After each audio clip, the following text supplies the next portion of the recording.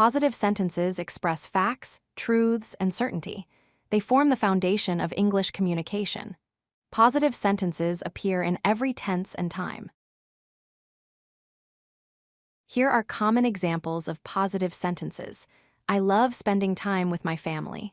The weather is beautiful today. I received a promotion at work.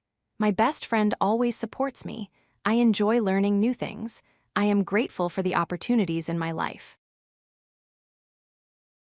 Every positive sentence follows a simple pattern. First comes the subject, then the verb, then the object or complement. She reads books.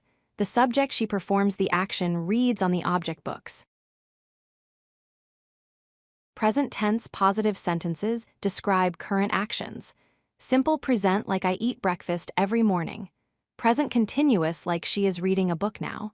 Present perfect like we have finished our homework. Present perfect continuous like he has been working here for years. Past tense positive sentences describe completed actions. I finished my homework yesterday. She watched a movie last night. They went to the park on Sunday. We cooked dinner together. He played football after school. Future tense positive sentences describe coming actions.